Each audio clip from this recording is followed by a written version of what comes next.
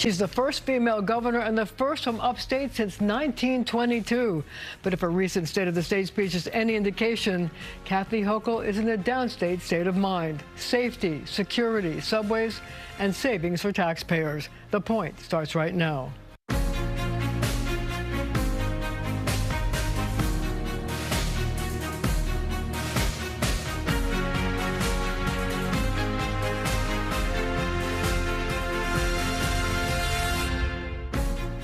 She's the 57th governor of the state of New York and is determined to win re-election. First up, subway safety. I wonder, why did you make this such an important part of your State of the State speech? Well, I'm fighting for New York families. It includes making sure that everyone feels safe and secure, whether they're someone living in a small town upstate or those who are using our subway system. And there has been a spike in high-profile crimes. I mean, the statistics are still in a good place, but the statistics don't matter. It's how you feel about taking that ride to your job or the doctor's appointment. So I knew that we could help the city of New York with more resources to help them beef up the patrols. So there's police officers on every train on the overnight, and also making sure that we have people in stations. Cameras are making a huge difference, as well as the barriers that we're going to put up. So when you're standing there waiting for your train, you don't have to worry about someone accidentally shoving you in, or you falling in on your own, or being shoved. So there's just a lot we can do to help restore the sense of calm, and to also go after the evaders who are not paying their fares, because it creates this sense of lawlessness underground, and people deserve better than that. So was there any one instance that made you say, I've got to deal with subways? Was it the woman who was set on fire? Was it a stabbing? Was it somebody being pushed? What was the thing that said, I've got to do this? Now, well over a year ago, we launched our Cops, Cameras, and Care initiative to get more police officers, the 1,250 National Guard I have down there now. And I would say not one thing has made a difference, but I did know that when we helped with overtime for NYPD and some of our other initiatives, the crime rate did drop dramatically. 1 year ago, January, we had a 46% increase in crimes. People were very anxious. I mean, fear is paralyzing. And we stepped in with our plan, and the numbers dropped incredibly by March. So I know this is the strategy. We'll continue it. So it wasn't one event, but I know what those events do to people's sense of security, and we have to make sure we're doing everything in our power to give them that safe, secure commute that they deserve. So you've earmarked $77 million from this budget, and it's going to start Monday to put extra cops at night. So what happens at the end of 6 months when that money runs out?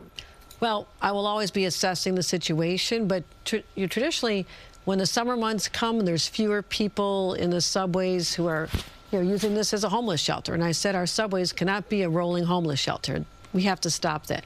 We have to get more supportive housing and medical care, even for those who do not want to have it themselves. If they can't take care of themselves for their medical needs, their food needs, their housing needs, then we have to step in and give them the compassionate care they need, but also to say, this cannot be where you live. It is creating a sense of anxiety for other riders. So I'll assess the numbers in 6 months, but usually in the summertime, the subway numbers improve rather significantly because more people are outdoors when the weather's nicer. So if there's a need, would you continue the funding? Yeah, my job is to keep people safe. Obviously, primary responsibility for policing the subway system is NYPD, but I've always wanted to have a different approach to the mayor and his administration than we saw in the past. One of collaboration. One says that I don't just represent the state, I also represent every resident of New York City.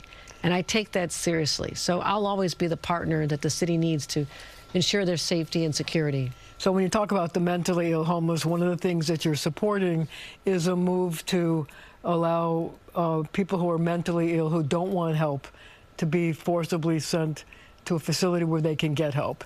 Immediately after you announced it, the Coalition for the Homeless, the Legal Aid Society were up in arms saying that wasn't the right thing to do. I wonder if you think that you can get this through the legislature, where there's so many people who sort of skew to the left and might be listening to those groups. I will say this. There's nothing compassionate about leaving someone who needs medical care on the streets or in a subway. it just doesn't make sense. And I've always been a common sense governor. You look at this and say, that's not right. And yes, I'm willing to take on those tough fights, those fights for your family and your safety. And the legislature has heard me loud and clear. I want to get this done. And the fact is that there's a whole different system of mental health care than there used to be. The idea of involuntary incarceration meant you're being sent to some, horrible place in the 1970s, like a prison. It's so different. I've invested $1 billion to hire more professionals, to have more supportive housing, to have more pathways to long-term care, to let people have their health back again. And it also makes New Yorkers safer. So let's talk about the $69 billion question at the MTA. The MTA has a $69 billion capital plan and a $33 billion gap. I've talked to people in the legislature. They say the only way to deal with it is a new revenue stream, more taxes or more fees. What's your position on it? Well, as I said before, I have no intention of raising income taxes on New Yorkers. I mean, I don't want to have another reason why people feel they have to leave the state because taxes are too high. In fact, I'm reducing taxes on the middle class to the lowest rates in 70 years. So I'm very sensitive to what additional costs can do. The legislature, I would say this, it's in their court right now because the leaders vetoed with the power they had to. They vetoed the capital plan that was put forward by the MTA. That's their prerogative. And now they'll go back and put together the plan that they want me to look at. Obviously, we need to get something done. People need to understand that if we don't make the investments, the ones that should have been made all along, it's only going to get worse. The system will deteriorate. People need to have reliability. They need to have the LED lights installed. They need more barriers installed. They need more train tracks. It's a 100-year-old system. It doesn't take care of itself. We have to make these investments. So we have no choice. This is the economic engine for our entire state. And the legislature, I'm sure, understands that we cannot fail in keeping this running in a safe, smooth manner. So the legislature, the various people I've spoken to, have talked about a whole menu of possibilities: increasing the mobility tax, a millionaire's tax, a mansion tax, taxes on fuel companies. So is there any one of those things that you think would be less onerous for the state that you would support? Now, I would say at this point, as I'm preparing my own budget and I have to work on how we're funding all the initiatives that are helping out families, and the legislature, in vetoing this, they have the opportunity to structure a plan that we'll look at and see what their plans are. There's obviously a number of sources, but I'm trying really hard to make sure that New York is more affordable for New Yorkers. This is something that we've struggled with. Inflation has been so high. Products today are 19% higher than they were just a few years ago. That's hitting families, especially those with little kids, really hard. But you're saying that not funding this plan is not an option? We have to fund a plan. We have to fund a capital plan that looks to the future, invests in projects, not just the order of good repair, but also I want the Interborough Express. I want people in Brooklyn and Queens to be able to have a new connection to the outer boroughs that isn't there now. I want to move along the 2nd Avenue subway to eliminate a transit desert in East Harlem. There's so many things I want to do. I want to look at Penn Station. I mean, my gosh, that should be a beautiful showcase that we're proud of, instead of embarrassed when you shuffle by there and say, oh, this is New York. We've got to do better than this. So I want to ask you a quick question about congestion pricing, which is getting a lot of opposition in the northern suburbs and in the suburbs in general. In your State of the State speech, you talked about the fact that you want to work to make the commute to Grand Central much faster by 15 minutes, and it's things like a new track at Spuyten Duyvil and other things. Talk to me about that. Is that real world? Can you really make that happen? I wouldn't say it if I couldn't do it. I mean, I am pragmatic, I am down to earth, and I don't speak, as you heard in my status, I don't speak in platitudes and lofty language. I put forth a concrete action plan for 2025, so we're starting on this already. And anything we can do to make the commuter experience better. And I've taken the trains. I was just on the Metro North. I had a chance to walk through and talk to many of the passengers. When I mentioned that they could have 130 hours back in their year, it's a gift, especially for harried parents who are trying to get home for their child's So it's soccer. real that you could get 15 minutes? Oh, absolutely, absolutely. And make the trip down from Poughkeepsie under 90 minutes. Are you kidding? No. All right, we're going to hold you to that. Let's get it done. And we'll be right back with more from Governor Hochul.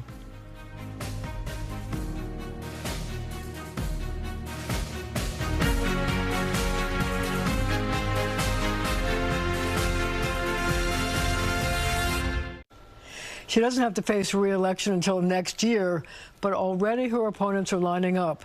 What's Kathy Hochul's reaction? But before I talk to you about all these people who want your job, I want to ask you about something you sort of highlighted in your State of the State, and you're going to talk about more in the budget on Tuesday, and that's a cell phone ban. I wonder what it's looking like for you in terms of how it's operating, how it's funded, and what you'll talk to parents about their concern about safety. And I'm a parent myself, and I know exactly how they feel when their child, the most precious person in their entire life, goes off to school. But what has changed with this generation, where students are no longer learning and paying attention to teachers, they're so absorbed in their cell phone, and it's taken kids to a dark mental health place. I've talked to so many teenagers at roundtables around the state, teenage girls who are being harassed and bullied, and they're missing out on something, and the anxiety and sometimes just the threats they feel. No child should have to endure that when they're supposed to be learning algebra or learning social studies. And the teachers, 74% of teachers say it's a huge distraction. They're not breaking through to our kids, and we have to improve our performance on standardized tests. We just have to do better. We have to do better. So I look at this. It took me a while to get to this place. I was not for a ban initially. But as I looked at other states that have done it, some of the school districts in New York, like Schoharie and Lackawanna is doing it now, and some of the ones in Westchester, they're seeing extraordinary results, that kids are now becoming more outgoing. They're talking to other students, they're interacting, they're learning those interpersonal skills that you want your child to emerge having. Working in creative clusters, talking just during lunch, because right now the lunchroom is silent, because they're not communicating with each other, building friendships. And I know the parents' fear is that if there's something horrible happening on the school grounds, there's a shooting even, something that Columbine happened when my kids were younger, it's a fear that's deep-rooted. But what got me to the place of saying we can let these cell phones go to the end of the day, police officers, sheriffs, law enforcement told me, if there is a shooter in the building, the last thing you want your child to be doing is fumbling for their cell phone, texting their friends, maybe videoing it, contacting you. They need to be laser focused on the adult in the room to lead them to safety. And when I heard that, and if more parents heard that, they would understand that a bell-to-bell ban, morning until the day is over, is not going to hurt your kids. It's going to help them emerge with stronger mental health and resiliency, and that's what these kids need to have. And they've asked us. It's hard to be the first child in your classroom to be saying, I'm not going to have a cell phone, but if it's a ban overall, it's easier for the teachers, the school administrators, if the state takes steps in and does this. So I'm working out the final details, but this is something that the teachers really support strongly. A lot of parent organizations, Common Sense Media supports. A lot of support for this, because if your child misses their school lunch and not sure who's picking them up after school or whatever, you need a cell, you go down the office just like we had to. We did okay. So it's going to be a bell-to-bell ban, but because it's in the budget, there must be some state money involved. Right. What is the state going to pay for? We're looking at what school district. Again, obviously, we fund all of our educational institutions at record levels. So when we talk about overall, the increase in school funding that we'll be doing. But will you fund the pouches? Well, I don't want to take away the ability of school districts to customize how they want to approach this. I'm just going to say that these are our parameters. And there's a pot of money? Let me look at that. We're still working on my budget now, okay? You'll know on Tuesday. She doesn't want to be pinned down to how much. Not right now. Okay, I get that. So moving right along to the people who want to defeat you when you run for re-election. When in your State of the State speech, you said many times this quote, "Your family, our fight." Is this going to be your message as you decide and you do run for re-election next year? I am running for election, and this is not a new slogan to me. It's how I've lived my life. And as governor, I've been able to draw on my life's experiences of seeing my grandparents who lived in great poverty be able to get a little tiny house where they raised 8 children. My own father working at the steel plant with his father and brothers. My parents lived in a trailer park. I lived in a tiny apartment. I've seen the struggles of others, and that is why I feel so passionate about fighting for New York families. And that's why giving money back to families with the inflation rebate, $500 for families because they paid too much for everything. But your whole package, you say, is going to mean $5,000 per family for a family of four. That's a huge amount of money. It is. It is. People have overpaid, and the inflation rebate, for example, we took in $3 billion more in our state coffers in sales tax because everybody paid more for diapers and kids' sneakers and backpacks.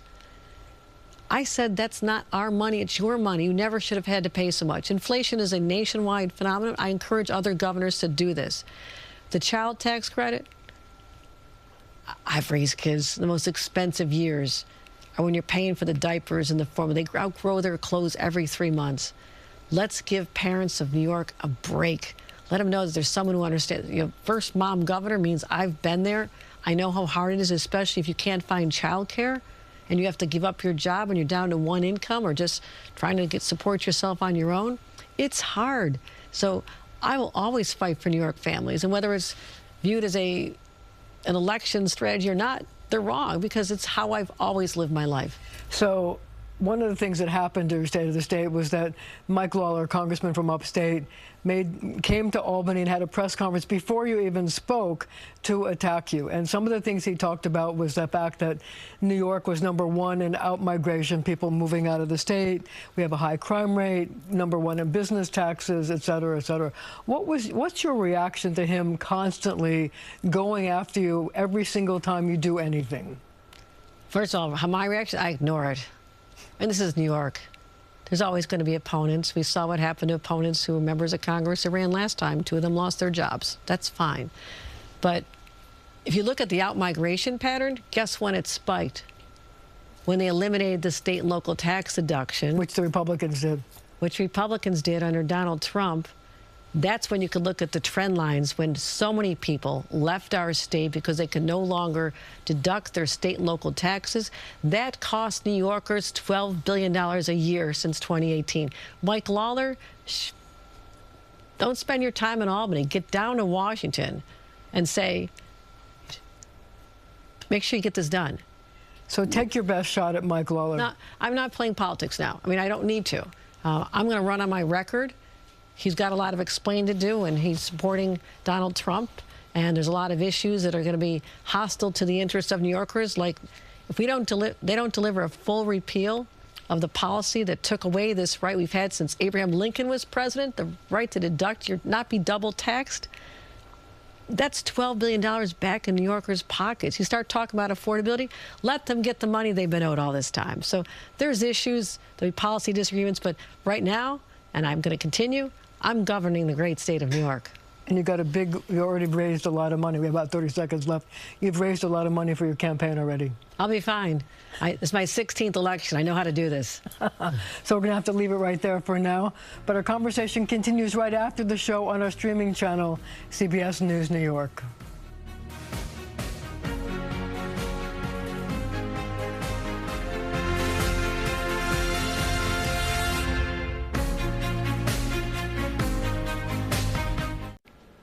Thank you for joining me. She steered the ship of state since August 2021 when Andrew Cuomo resigned. How do New Yorkers feel about Kathy Hochul? Well, they're weighing in on your point. How would you describe Governor Kathy Hochul? No comment. No comment. Oh, no, I'm not doing that. Hard to say. I like her. She's a tough woman. She's a tough woman? Yeah. Okay. Neither here nor there. She seems to be doing some good things. Yeah, I think she's competent, smart, and she has a lot to offer. Yeah, she has to prove herself. Over the years, I think she's proved herself to be pretty good. Of course, she is a politician, so you have to take that into consideration. Money hungry? Money hungry. This is too much. It's tolls for everything. Do you feel you've gotten to know her over the years? Not really, no. I do. Yeah. Better than when I first heard about her, certainly. No, I don't. I haven't. Why do you think that is? I don't know. She seems to be a lot less ubiquitous than Andrew Cuomo. than Andrew Cuomo, yeah. Maybe I just haven't, I don't know why, really. How is she doing in terms of running the state of New York? I think she's doing a decent job. I think she's doing well. I guess all right. I'm not that sure, really. I think she's doing a pretty good job. There is a lot of conflict. There is a lot of divisions in the state, in Democrats and Republicans, conservatives, liberals, and everything in between. And she has to deal with both sides. Adequate job running the state, but certainly not inspirational. What does she need to work on? Being more available and telling people what's truly happening. The financial aspect of the state. Try to bring people together. They're just, the sides are too, the divisions are larger, and she has to reduce that division. What do you think she's doing well? I think she's listening to the people. Handling the day-to-day situation, but you can always do better. I don't know. Well, she's putting more police out. She's putting more police out. You know, I got to give her that. She is a lot of a diplomat, so she knows how to stride, how to talk to people. She's not always successful in getting the laws forward, but she's working on it. The way that she dealt with congestion pricing, where she found a sort of compromise solution, and she did it in a way that would help get Democrats elected in Congress, I thought was clever. Well, New York's a huge place and a difficult place to run, so the state's not falling apart, but I think she could be a little bit more, again, a little bit more forceful, and especially with bail reform, and make New York a little bit safer.